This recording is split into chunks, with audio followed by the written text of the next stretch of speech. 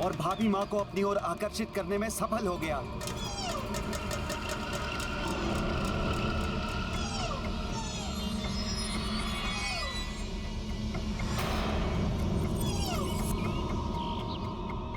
इतना सुंदर स्वर्ण मृग।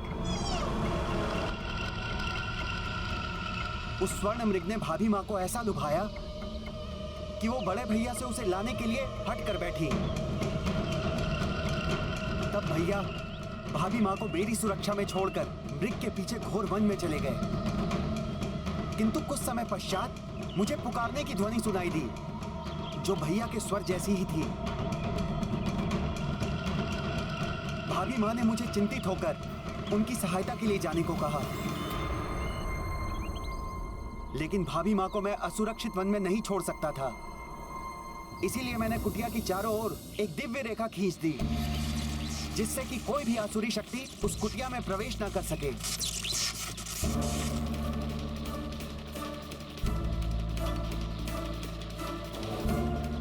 आज्ञा दे माता।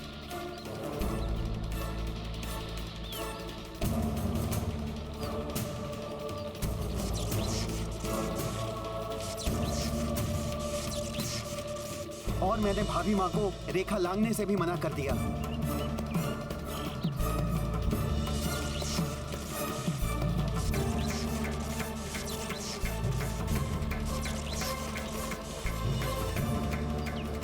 फिर क्या हुआ लक्ष्मण भैया? मेरे कुटिया से जाते ही योजना अनुसार रावण वहां पहुंच गया। उसने कुटिया में प्रवेश करना चाहा तो मेरी खींची हुई दिव्य रेखा ने उसे रोक दिया।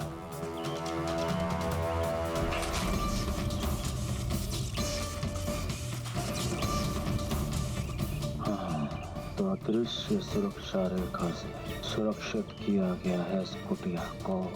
तब उस मायावी ने भिक्षुक का वेश धारण किया।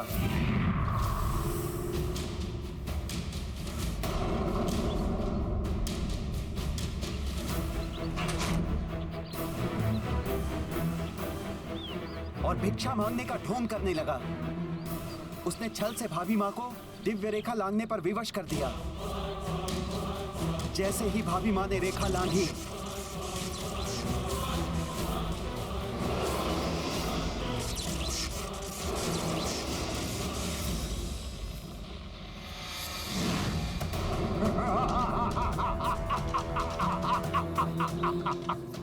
कौन हो तुम? लंकेश दशानन रावण।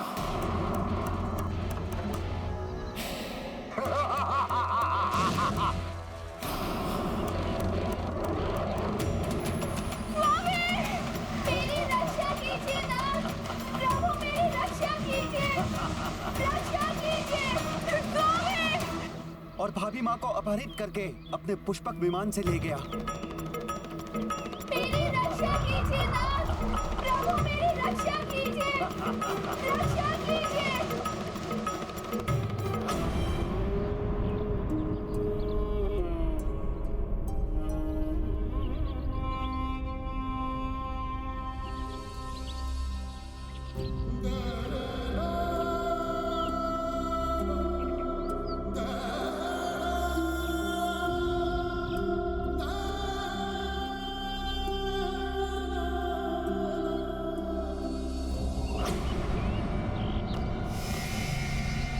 तो मेरी शंका निराधार नहीं थी।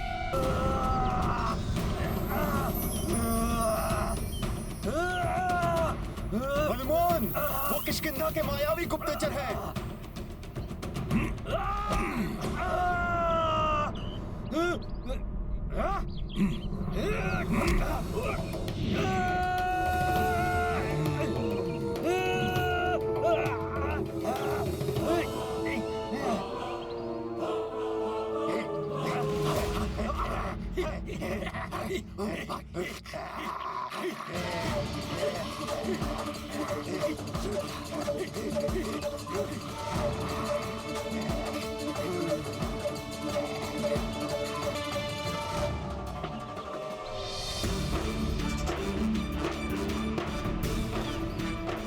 भैया राम आ गए हैं। अब किसी और की आवश्यकता नहीं। इस प्रकार बचकर नहीं जा पाओगे तुम सब यहां से।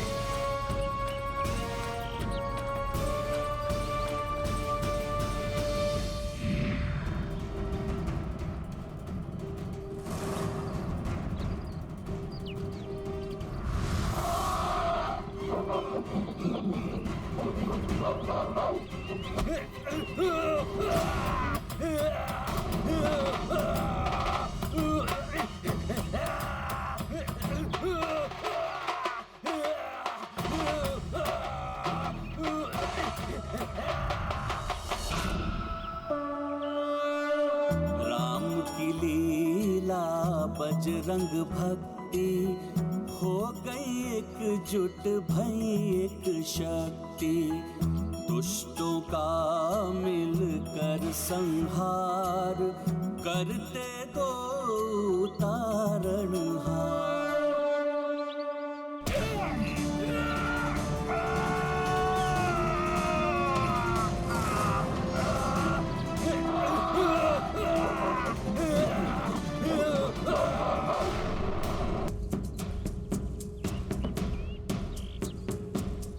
मित्र, अपनी धनुर्विद्या के अद्भुत कौशल से इन्हें क्षतिग्रस्त करके आपने मुझ पर बहुत बड़ा उपकार किया है।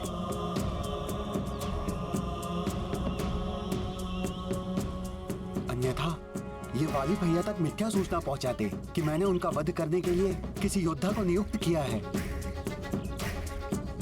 या आपसे मित्रता कर उनको परास्त करने का उपाय कर रहा हूं। मित्रता?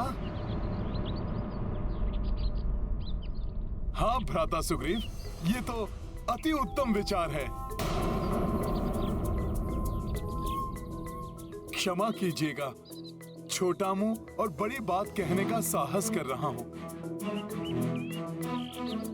अपने राजपाट और जीवन संगिनी के सानिध्य से वंचित आप दोनों एक ही पीड़ा से ग्रस्त हैं। यदि आप दोनों में मित्रता हो जाए तो आप दोनों एक दूसरे की सहायता कर सकते हैं। एक दूसरे की सहायता? सावधान मित्र हनुमान, यदि ये सूचना वाली भैया तक पहुंच गई फिर तो संभवतः वो मेरे अंत का प्रबंध कर देंगे। शाल के विशालकाय वृक्षों को मुग्धर बनाकर अपना व्यायाम करने वाले, अपने मुष्टि के प्रहार से पर्वतों को धूल में परिवर्तित करने वाले, दुंदुभी जैसे राक्षस का वध करके उसे कई योजन दूर फेंकने की शक्ति रखने वाले,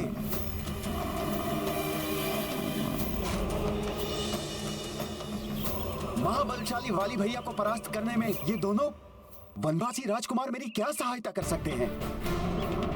ये तो स्वयं दूसरे की सहायता की अपेक्षा में भटक रहे हैं। महाराज सुग्रीव, भैया राम की शक्ति एवं क्षमता पर मुझे सर्वथा अनुचित संदेह स्वीकार नहीं। लक्ष्मण,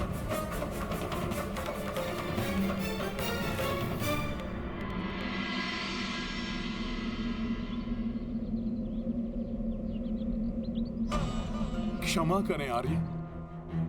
भ्राता सुग्रीव आप दोनों के बल और पराक्रम से पूर्णतः परिचित नहीं हैं। इसीलिए वो प्रभु के सामर्थ्य पर विश्वास करने में असमर्थ हैं।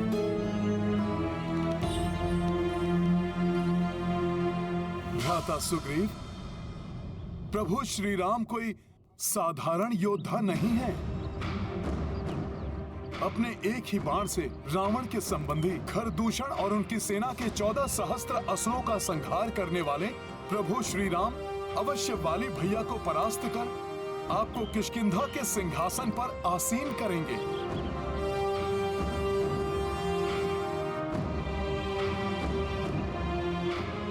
उसके पश्चात आप सीता माता को ढूंढने में उनकी सहायता कीजिएगा। हनुमान, श्री राम अवश्य ही प्रवीण योद्धा हैं, किंतु दशानन रावण को सहजता से हराने वाले वाली भैया का वध करना तो दूर, उन्हें युद्ध में पराजित करना भी इनके लिए असंभव है।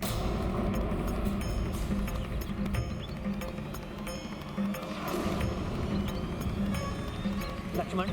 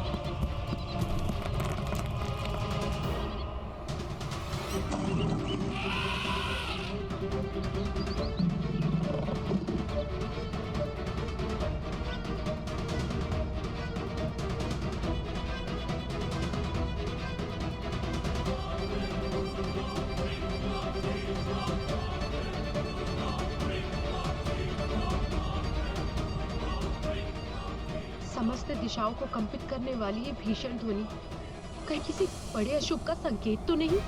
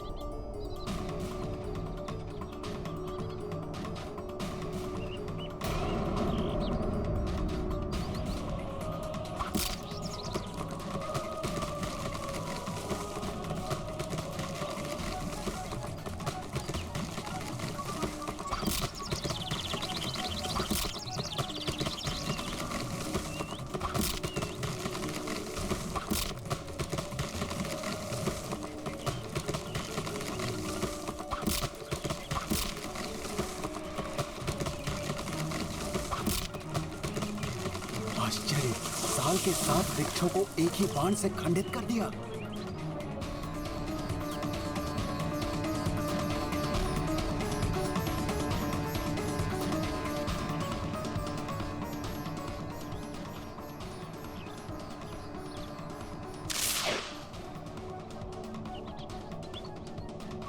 उसी एक बाण से दुंदुभी के विशाल काय अस्थि पंजर को अनेकों योजन दूर फेंक उस पर्वत को कण कण में खंडित कर दिया।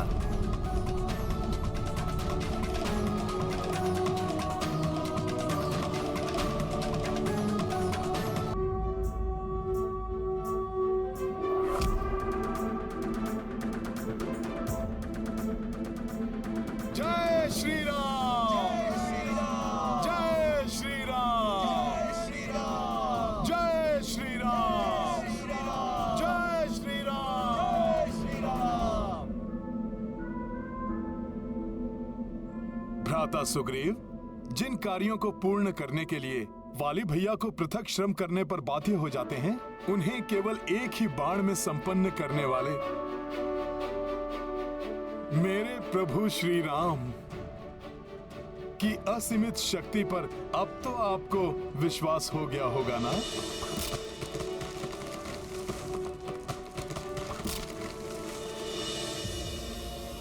विलक्षण पराक्रम के इस दृश्य को देखने के बाद अब मेरे हृदय में कोई संदेह नहीं है।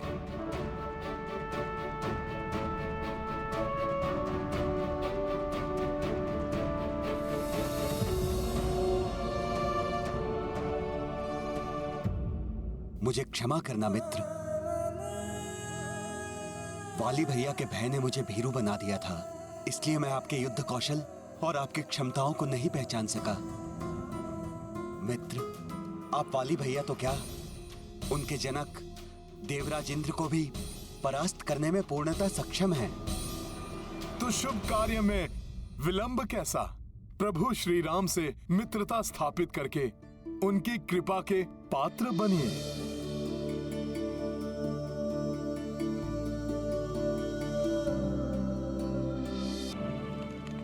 मित्र, मैं अपने पूर्ण बल के साथ आपकी मित्रता के प्रति समर्पित रहूंगा।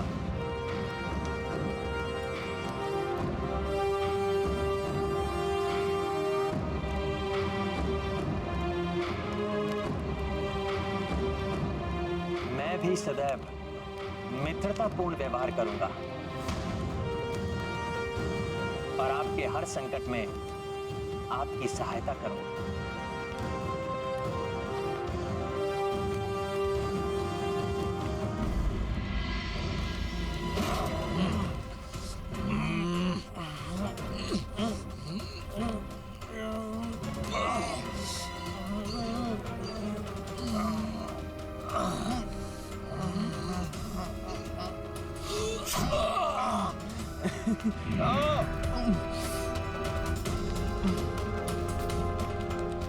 उत्तम, अति उत्तम।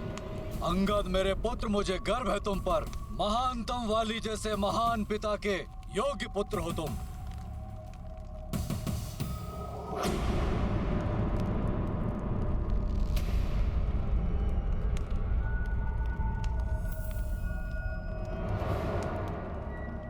देवी, इन दिनों आपका मुख सदैव किसी चिंता और भय से ग्रस्त रहता है।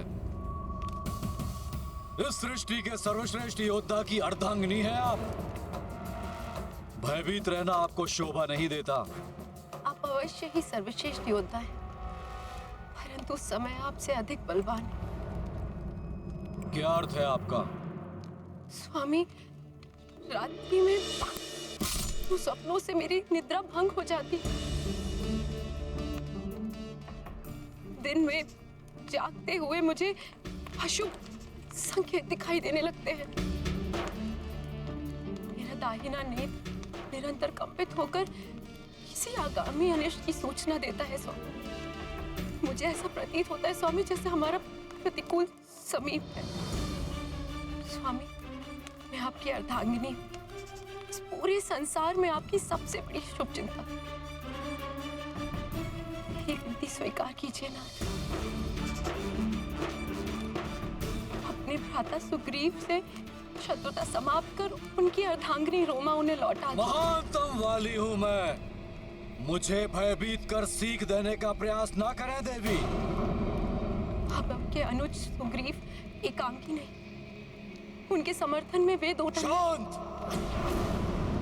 शांत हो जाइए देवी। किसी भी योद्धा का समर्थन मुझे कोई हानि नहीं पहुंचा सकता। मेरे समक्ष आते ही मेरे शत्रु की शक्ति क्षीण पड़ जाती है और मेरी शक्ति दोगुनी हो जाती है। परंतु आपको सावधान करना मेरा परम कर्तव्य है। वाली भैया को प्राप्त वरदान के अनुसार उनसे युद्ध करने वाले योद्धा की आधी शक्ति उनमें समाहित हो जाती है और उनकी शक्तियों में वृद्धि कर देती है। मित्र सुग्रीव, आप इसकी चिंता त्याग दें, क्योंकि वाली से युद्ध मैं नहीं, आप ही करेंगे।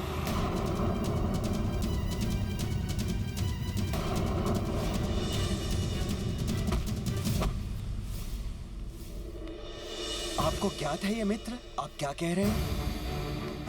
मैं स्वयं वाली भैया के समक्ष जाकर अपने मृत्यु को चुनौती दूं? हाँ मित्र सुग्रीव, जब आप उससे युद्ध करने जाएंगे तब मैं वहां से कुछ दूर कोई स्थान पर स्थित रहूंगा और उचित समय पर वहीं से अपने बाण के प्रहार से वाली की दुष्टता का अंत करूंगा।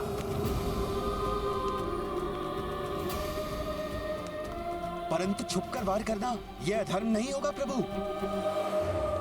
भ्राता सुग्रीव, प्रभु श्री राम तो स्वयं धर्म के सर्वोत्तम प्रतीक हैं। उनके धर्मोचित व्यवहार पर संशय मत कीजिए आप। श्री राम का सुझाव सर्वथा उचित है पुत्र सुग्रीव। भ्राता सुग्रीव,